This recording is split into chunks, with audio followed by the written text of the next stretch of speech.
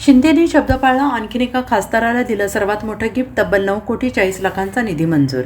महाराष्ट्रातील राजकीय घडामोडींना सध्या वाऱ्याचा वेग आलेला आहे आणि या सर्व पक्षात जलद घडामोडी पाहायला मिळत आहेत. एकीकडे उद्धव बाळासाहेब ठाकरे गटातील 6 खासदारांच्या बंडखोरीनंतर उद्धव ठाकरे यवतमाळ दौऱ्यावर आहेत, तर दुसरीकडे एकनाथ शिंदे मोठ्या तयारीत आहेत. उद्धव ठाकरे यांनी बंडखोर खासदारांच्या मतदारसंघात दौरा सुरू केला आहे, तर त्यांची तोफ आज वाशिम यवतमाळ मतदारसंघात धडाडली आहे. त्यांनी खासदार संजय देशमुख यांच्यावर जोरदार टीका केली आहे. गद्दारांना धडा शिकवण्याचे आवाहन त्यांनी केले. तर याचवेळी उपमुख्यमंत्री एकनाथ शिंदे यांनी एक मोठी खेळी खेळली आहे आणि या दौऱ्यावर कोणतीही टीका न करता खासदार संजय देशमुख यांची बाजू भक्कम करण्याचा प्रयत्न केला आहे.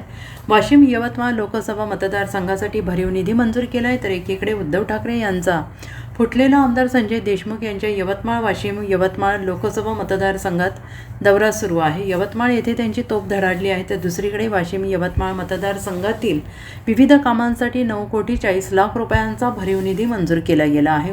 फुटलेल्या आमदारांनी आपल्या मतदारसंघातील विकासामध्ये निधी मिळत नसल्याचं कारण देत समोर ठाकरेंच्या शिवसेनेला जय महाराष्ट्र करत शिंदे सेनेत प्रवेश केला आहे. त्यावरून आज उद्धव ठाकरे यांनी देशमुखांवर टीका केली. त्याचवेळी शिंदेंनी 9,40,00,000चा निधी मंजूर केला आहे. Bureau report, SBN Marathi, Mumbai.